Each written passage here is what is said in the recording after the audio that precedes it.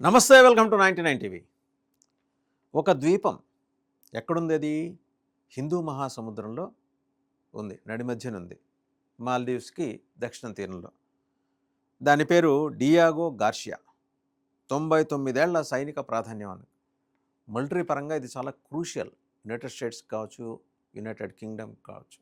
వాస్తవంగా మారిషస్కి అప్పగించేసింది యూకే. దీన్ని ఇచ్చేసిన తర్వాత కూడా యూకేకి యుఎస్కి దాంతో యాక్సెస్ ఉంది. ఇప్పుడు సడన్గా ఏంటి, ట్రంప్ గారి మెదడులో ఒక పురుగు ఆయన మెదడుని తొలిచేస్తుంది.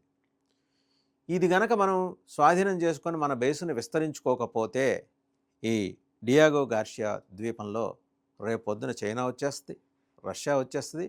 వాళ్ళు ఇంకేముంది, హిందూ మహాసముద్రంలో వాళ్ళ ప్రామినెన్స్ పెరుగుతుంది, వాళ్ళ ప్రావెస్నెస్ పెరుగుతుంది. సో రేపొద్దున మన కదలికలు, మన షిప్పులు, మన బేస్కి సంబంధించిన కదలికలు, మన ఎయిర్ క్రాఫ్ట్ ఎగిరిన వాడికి తెలిసిపోద్ది, సబ్మెరైన్ సముద్ర గర్భంలో లోతులకు వెళ్ళిపోయిన వాళ్ళు ఇద్దరికి తెలిసిపోద్ది. సో రేపు పొద్దున మనకి ఇది థ్రెట్. ఏం చేయాలి? అక్కడ వాళ్ళ యాజ్ ఇట్ ఈజ్గా ఆ ద్వీపాన్ని వాళ్ళకి అప్పచెప్పేయాలి. ఒప్పందం ఉంది కదా మారిషస్ తోటి, 99 ఏళ్ళు లీజుకు తీసుకున్నారుగా.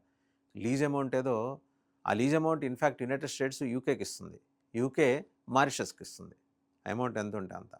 నేరుగా యుఎస్ ఇవ్వడానికి వీల్లేదు. పైగా అది హిందూ మహాసముద్రం. హిందూ మహాసముద్రంలో నీకెందుకు అంత పెత్తనం అమెరికాకి? నువ్వు అసలు ఎన్నేళ్ళు ఉంటావు ముందర? నీకు ఉన్నది 3 ఏళ్ళు ఇంకా రెస్ట్. కరెక్ట్గా ట్రంప్ గారి ఆయన ప్రమాణ స్వీకారం చేసి ఏడాది ఈ రోజుతోటి. ఇంకో 3 ఏళ్ళు ఉంటాడు. లేదా ఈ నవంబర్లో మిడ్ టర్మ్ పోల్స్లో కనుక ఏమైనా ఎదురు దెబ్బ తగిలితే ఇంపీచ్మెంట్ కూడా గురవుతాడు. నువ్వేమవుతావో తెలియని నీకే ఇన్ని ఇబ్బందులు నీ కళ్ళ ముందు కనిపిస్తుంటే అక్కడెక్కడో ద్వీపంలో నీసే ఏంటి, నీ మిలిటరీ బేస్ ఏంటి, ఈ దాహం ఏంటి, రాజ్య విస్తరణ కాంక్ష దాహం ఏంటి? ఏం చేయాలనుకుంటున్నావు? ఎంత చేసినా తినటానికి గుప్పెడు, కరెక్ట్గా గుప్పెడు అన్నం తింటాం, లేకపోతే మీరు బ్రెడ్డో చపాతీనో రొట్టె ఏదో తింటారు గుప్పెడు మ్యాక్సిమం. ఎందుకింత ఈ తపనెందుకు? అల్లకల్లోలను సృష్టించడానికి ఒకటి. ఎక్కడైతే మనం మన సేక్కి సంబంధించి మాట్లాడతామో, భారత్ మాట్లాడుతుందనే అనుమానం ఉందో అక్కడ వచ్చి ఈయన తిష్టేద్దామని చూస్తున్నాడు. ఆయన తిష్టేసిన Mauritius is a friendly country for us. Mauritius కంట్రోల్లో ఉంది ఆ ద్వీపం.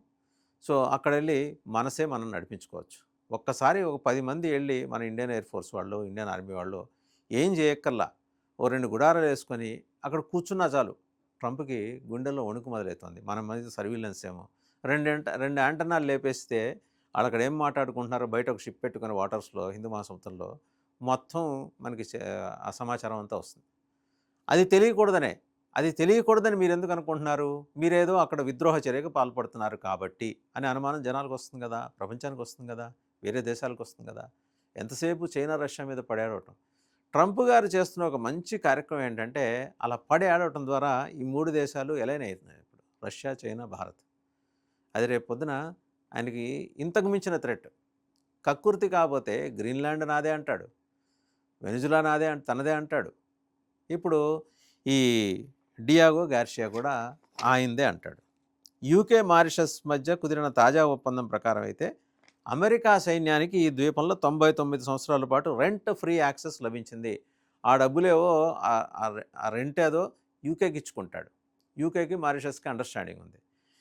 ఇప్పుడు ఏంటి ఇక్కడ, ఇక అక్కడ ఇది ఒక్కటే సరిపోదు, నేను మొత్తం అమాంతం నాకు ఆ ద్వీపం అంతా వచ్చేయాలి, డియాగో గార్షియా అంత ద్వీపం అంతా నాకు వచ్చేయాలి. వ్యూహాత్మకంగా దీనికి ఎందుకు ఇంత ప్రాధాన్యం ఉందంటే, ఇండియన్ ఓషన్లో, హిందూ మహాసముద్రంలో చైనా రష్యా కదలికలను ఎదుర్కోవటానికి ఇది కీలకం అమెరికాకి. రాజకీయ పరంగా వివాదం ఏంటి? అసలు బ్రిటన్లో రిఫార్మ్ అనే పార్టీ ఉంది, అది దీని మీద తీవ్ర వ్యతిరేకత వ్యక్తం చేస్తూ జాతీయ ప్రయోజనాలకు విరుద్ధం, అంటే యూకే యుఎస్ తోటి ఒప్పందం చేసుకోవడానికి రిఫార్మ్ పార్టీ వాళ్ళు మరీ చాదస్తులు. అంటే అసలు మనం కదా ప్రపంచంలో, మనం ఉండబట్టి కదా, ఇంగ్లాండ్ యునైటెడ్ కింగ్డమ్ ఉండబట్టి కదా సూర్యుడు తూర్పును ఉదయిస్తున్నాడు, అలాగే మిగిలిన రెస్ట్ ఆఫ్ ఇంగ్లాండ్ పడమని అస్తమిస్తాడు. మన దేశంలో సూర్యుడు అస్తమించిన సామ్రాజ్యం అని చెప్పుకుని తిరిగే బ్యాచ్లో ఈ రిఫార్మ్ పార్టీ ఒకటి. వీళ్ళు కూడా తయారయ్యి బ్రిటన్లో ప్రభుత్వ వ్యతిరేక ఆందోళన మొదలెట్టారు. డియాగో గార్షియా అసలు వాస్తవంగా చూస్తే చాగో ఆర్చిపెలాగోలో అతి పెద్ద ద్వీపం. మొత్తం 60 ఐలాండ్స్ ఉంటాయి. 60 ఐలాండ్స్ సమూహంలో ఇది చాలా కీలకమైందనమాట. ఎంత కీలకమైందంటే, ఈ బ్రిటిష్ ఇండియన్ ఓషన్ టెరిటరీలో ఇది భాగం. ఎప్పటి నుంచి? చాన్నాళ్ళ నుంచి, 1970ల నుంచే అమెరికా ఇక్కడ నావికాదళం కానీ, వైమానిక దళం కానీ స్థావరాలను ఏర్పాటు చేసుకుంది. గల్ఫ్ వార్ అప్పుడు ఆఫ్ఘనిస్తాన్, ఇరాక్ యుద్ధాల్లో కూడా ఇదివైపు నుంచి అమెరికా ఆపరేట్ చేసింది. తెలిసిందే అందరికీ. మొన్నటికి మొన్న ఆపరేషన్ సింధూర్ అప్పుడు కూడా వాళ్ళు ఇక్కడ తీసుకొచ్చి మోహరింపజేసుకున్నారు, అవసరం పడితే పాకిస్తాన్కి సాయం చేద్దామని. బంగ్లా వారప్పుడు కూడా ఇక్కడి నుంచే వాళ్ళు చేయబోయారు. ఒక్కసారి మనం వెనక్కి వెళ్తే కనుక ఆ టైంలో ఇక్కడి నుంచి వాళ్ళు ఏదో వార్షిప్స్ తీసుకొచ్చి మన మీద మనకు వ్యతిరేకంగా చేయబోతే రష్యా అలర్ట్ అయింది. ఆ రోజు అలర్ట్ అయ్యి మనకు సపోర్ట్ వచ్చేసరికి తోక ముడిచి పారిపోయింది అమెరికా. సో మనం నమ్మదగిన ఏకైక మిత్రదేశం రష్యానే, తర్వాత ఇజ్రాయెల్. సరే, మళ్ళీ దీని దగ్గరకు వచ్చేప్పటికి మారిషస్కి సార్వభౌమాధికారం ఉంది. యూకే ఈ ద్వీపాన్ని మారిషస్కి అప్పగించేస్తుంది. అయితే అమెరికా యూకే సైనిక యాక్సెస్ మాత్రం, మిలిటరీ యాక్సెస్ మాత్రం అయితే కంటిన్యూ అవుతుంది. ట్రంప్ ఏమంటున్నాడు, యూకే ఈ ద్వీపాన్ని వదిలేస్తే అది చైనాకి, రష్యాకి అడ్వాంటేజ్ అయిపోతుందంట.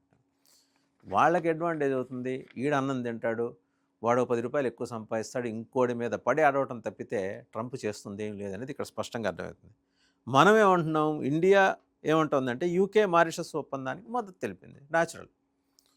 ఇండియన్ ఓషన్లో చైనా ప్రభావాన్ని తగ్గించడంలో ఇది సహాయపడుతుంది. ఓకే, అంతవరకు ఓకే. బట్ నీకు ఇచ్చిన యాక్సెస్ ఎంత? ప్లేట్లో లంచ్కి సరిపడా ఆహార పదార్థాలు ఉన్నప్పుడు అంతే తింటామా? ఈరోజు రాత్రి డిన్నర్కి చేసేది రేపు పొద్దున బ్రేక్ఫాస్ట్ కూడా కలిపేసి తినేస్తామా? ఆయన తింటాడు, ట్రంప్ తింటాడు. అజీర్తి చేసింది. ఆయనకున్న వ్యాధికి చికిత్స లేదు, నివారణ ఒక్కటే మార్గం. ఆ అధికార రాజ్య విస్తరణ కాంక్ష అనమాట. హిందూ మహాసముద్రంలో కంట్రోల్ ఎలా ఉంటుందంటే, China belt and road project కింద పాకిస్తాన్, శ్రీలంక, మాల్దీవుల్లో తన ప్రభావం పెంచుకుంటుంది. ఇండియన్ ఓషన్ కూడా దీనివల్ల ఇంపాక్ట్ అవుతుంటుంది.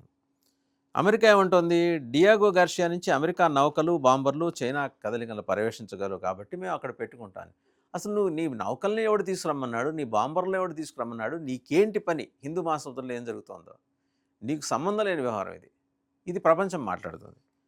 భారతదేశానికి ఏ రకంగా రామంటే, అమెరికా భారత్ వ్యూహాత్మక భాగస్వామ్యంలో దీని ఒక కీలక మైలురాయిగా చూస్తుంది భారతదేశం. చూడటం ఒక్కటే కాదు, సాధ్యమైనంత వరకు మౌనంగా ఉంటుంది. మౌనంగా ఉంటామంటే చేతకానితనం అని భావించి ప్రచారం చేసేవాళ్ళు చాలామంది ఉంటారు, మోదీ వ్యతిరేక వర్గానికి చెందిన వాళ్ళు.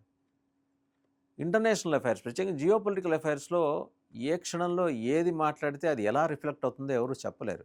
ఆచితూచి మాట్లాడాలి. మనకు ఒక అద్భుతమైన విదేశాంగ శాఖ మంత్రి, ఆ ఎక్స్టర్నల్ అఫైర్స్లో మాస్టర్ ఆయన జయశంకర్ ఉన్నారు. ఆయనకు తెలుసు ఎప్పుడు మాట్లాడాలి, ఏది మాట్లాడాలి, ఎలా మాట్లాడాలి. సరే, ఈ 99 ఏళ్ల ఒప్పందం ద్వారా డియోగా గార్షియా అమెరికా సైనిక శక్తికి శాశ్వత మారబోతుందా అంటే చూడాలి. అంటే ట్రంప్ ఈరోజు చేసే కార్యక్రమాల వల్ల ఆయనకి ప్రజల్లో మద్దతు రానాటికి క్షీణించసాగింది. అమెరికాలో 70% మంది సాధారణ ప్రజానికం, ఓటర్లు కాదు, ట్రంప్కి వ్యతిరేకంగా ఉన్నారు. సొంత పార్టీ రిపబ్లికన్లు కూడా ట్రంప్ మూవ్స్ని వాళ్ళు వ్యతిరేకిస్తున్నారు చాలా బలంగా. ఒకసారి ఆ ద్వీపం గురించి కనుక చూస్తే, ఈ చాగోస్ ఐలాండ్స్ ఎక్కడ ఉన్న remote chain of more than 60 islands, దగ్గర దగ్గర 60 ద్వీపాలు ఇవి. In the middle of the Indian ocean, హిందూ మహాసముద్రం మధ్యలో ఉన్నాయి. Ocean of the tip of India, south of మాల్దీవ్స్కి దక్షిణంలో. ఐలాండ్స్ ఇవన్నీ బ్రిటిష్ కంట్రోల్లోకి ఎప్పుడు వచ్చాయంటే 1814లో వచ్చినాయి. స్ట్రాటజిక్ మిలిటరీ అవుట్ పోస్ట్ ఇక్కడ ఉంది. It is home to US military base in Diego Garcia, which has supported US military operations from Vietnam to Iraq and Afghanistan. వియత్నాంలో చేసిన వీళ్ళ విధ్వంసానికి, ఇరాక్లో చేసిన విధ్వంసానికి, ఆఫ్ఘనిస్తాన్లో చేసిన విధ్వంసానికి వాళ్ళు డియాగో గార్షియా ద్వీపాన్ని వేదికగా చేసుకున్నారు అమెరికా వాళ్ళు. సరే, సీక్రెట్ రెండిషన్ ఫ్లైట్స్ మనం కనుక చూస్తే 2008లో దీన్ని టెర్రర్ సస్పెక్ట్స్ని తీసుకొచ్చేప్పుడు రీఫ్యూయలింగ్ కోసము అక్కడ వాళ్ళ ఆపుకోవటం, మళ్ళీ ఫ్లైట్స్ మార్చడం, దానికోసం దీన్ని ఉపయోగించుకున్నారు ఐసిస్ 2008 అంటే. సరే, యుఎస్ సెక్యూరిటీ గురించి యుఎస్ ఏమంటుందంటే, ఇది ఈ బేసు దగ్గర దగ్గర 2500 మంది, మొత్తం అమెరికన్ పర్సనల్ 2500 మందికి అక్కడ దింపింది. వాళ్ళు ఉంటారు అక్కడ as vital for operations in the middle east, south Asia and east Africa. ఎందుకు ఇప్పుడు చాలా కీలకంగా ఇక్కడ మనం చూడాల్సిన విషయం ఏంటంటే, మిడిల్ ఈస్ట్లో, మధ్యప్రాచ్యంలో, అలాగే సౌత్ ఏషియా, దక్షిణ ఆసియాలో అండ్ ఇంకా ఈస్ట్ ఆఫ్రికా, తూర్పు ఆఫ్రికాలో వాళ్ళ ఆపరేషన్స్ క్యారీ అవుట్ చేయడానికి, సర్వీలెన్స్ కోసం ఇది చాలా ఇంపార్టెంట్. ఈ ద్వీపం డియాగో గార్షియా అనేది యుఎస్ మాట. యమన్ కాన్ఫ్లిక్ట్లో గనక మనం చూస్తే ఈ మధ్య B-2 బాంబర్స్ రెండిటిని, న్యూక్లియర్ క్యాపబుల్ B-2 బాంబర్స్ని ఇక్కడికి తీసుకొచ్చింది. ఇక్కడ తీసుకొచ్చి ఇక్కడ పెట్టింది. To the base during strikes on Houthi rebels in Yemen. యమన్లో హౌతీ రెబల్స్ మీద దాడులు జరిగిన సమయంలో ఇక్కడ ఎందుకైనా మందిని తీసుకొచ్చి పెట్టింది. వాళ్ళకి అవసరం. అమెరికా నుంచి ఏకాఏకి రావాలంటే సాధ్యం కాదు కదా. ఇక్కడ పెడితే వెస్ట్ ఏషియాకి వెళ్ళి కొట్టచాలని. అది యుఎస్ వ్యూహం. ఈ కలోనియల్ సెపరేషన్ బ్రిటన్ ఏమంటుందంటే మారిషస్కి చాలా దూరంగా ఉన్నాయి చాగోస్ ఐలాండ్స్. ఒకప్పుడు బ్రిటిష్ కాలనీ 1965, తర్వాత 60 నుంచి 70s మధ్య దగ్గర దగ్గర అక్కడ ఉన్నవాళ్ళు 2000 మంది నేటివ్స్ని బ్రిటన్ ఎవాక్యుయేట్ చేయించేసింది. అక్కడి నుంచి చేయించి యుఎస్ మిలిటరీ అక్కడ డియాగో గార్షియా బేస్ ఏర్పాటు చేసుకోవడానికి అవకాశం కల్పించింది. సో యూకేకి యుఎస్కి మధ్య, యునైటెడ్ కింగ్డమ్కి యునైటెడ్ స్టేట్స్ ఆఫ్ అమెరికాకి మధ్య ఉన్న ఒప్పందం అది. పాయింట్ ఆఫ్ కంటెన్షన్కి వచ్చేప్పటికి UK has faced backlash for the way it forcefully displaced the local population. సహజం కదండి, అక్కడ ఉన్న స్థానికుల్ని తరిమి కొట్టి వేరే చోట బతకండ్రా అని చెప్పి బలవంతంగా ఎత్తికెళ్ళటం వల్ల యూకే అన్పాపులర్ అయింది యునైటెడ్ కింగ్డమ్. తర్వాత దీని మీద యునైటెడ్ నేషన్స్కి వెళ్ళారు, ఇంటర్నేషనల్ కోర్ట్ ఆఫ్ జస్టిస్కి వెళ్ళారు. అండ్ ఆ రెండు కూడా యునైటెడ్ నేషన్స్ కానీ ఇంటర్నేషనల్ కోర్ట్ ఆఫ్ జస్టిస్ కానీ బ్రిటన్కి ఈ ఇట్లాంటి పెడధోరణి, కలోనియల్ అడ్మినిస్ట్రేషన్ అంటే వలసవాద దుర్మార్గపూరిత ధోరణిని ఆపేయండి, కట్టేలు చేయండి. Now we are slowly moving towards democracy అని చెప్పి గడ్డి పెట్టాయి ఆ రెండు సంస్థలు కూడా. సరే, ఇంతకీ నెగోషియేషన్స్ ఎప్పుడు బిగినాయనంటే మారిషస్తో 2022లో బిగినాయి. అగ్రిమెంటు లాస్ట్ ఇయర్ 2025 మేలో జరిగింది. అగ్రిమెంట్ ప్రకారం ఏంటంటే బ్రిటన్ మారిషస్కి lease back Diego Garcia for at least 99 years lease తీసుకుంది డియాగో గార్షియాని. దాన్ని చాలామంది బ్రిటన్లో ఉన్న అపోజిషన్ లీడర్స్, అపోజిషన్ పార్టీస్ వ్యతిరేకించారు. ఇలా ఐలాండ్స్ని ఇంకోటికి దారాదత్తం చేయటం ఏంటి 99 ఏళ్ల పాటు, బట్ బ్రిటన్ చేసింది. ఏం చెప్పింది దానికోసం? చైనా, రష్యా ఇంటర్ఫియర్ అవుతాయి ఒకవేళ దాన్ని మనం అలా వదిలేస్తే. ట్రంప్ కూడా ఇవాళ మాట్లాడుతుంది అదే. ఎవడి సొమ్మునో ఎవడో తీసుకోవటం ఏంటి, ఇంకోడో వచ్చి దానం చేయటం ఏంటి, దానికి లీజ్ అమౌంట్ అది ఫిక్స్ చేయటం ఏంటి, ఫిక్స్ చేసిన తర్వాత మళ్ళీ వచ్చి ఉన్నోళ్ళని ఎవాక్యుయేట్ చేయించడం ఏంటి. సో డియాగో గార్షియా ఒక 60 ఐలాండ్స్ మధ్య మకుటం లేని ఒక ద్వీపం. ఆ ద్వీపం స్ట్రాటజీగా సౌత్ ఏషియాకి, ఈస్ట్ ఆఫ్రికాకి, అలాగే ఇందాకే చెప్పినట్టు మిడిల్ ఈస్ట్కి కూడా ప్రాధాన్యం. ఎందుకు ప్రాధాన్యం అంటే ఇవాళ కనుక చూస్తే యూఏఈకి కూడా ఇది ఇంపార్టెంటే. మొన్నటికి మొన్న వచ్చిళ్ళాడు వాళ్ళ president. Just he spend 3.5 hours in the country. అందులో 2 గంటలు ప్రధానమంత్రి గారితో సమావేశమయ్యారు. ఆయన ఏం చెప్పారు, ఆయన రిక్వైర్మెంట్స్ ఏంటి, డియాగో గార్షియా తోటి రేపు పొద్దున భారత సహాయంతో ఆయన అక్కడ చేపట్టబోయేదేంటి, ఇవన్నీ నెక్స్ట్ ఎపిసోడ్లో తెలుసుకుందాం.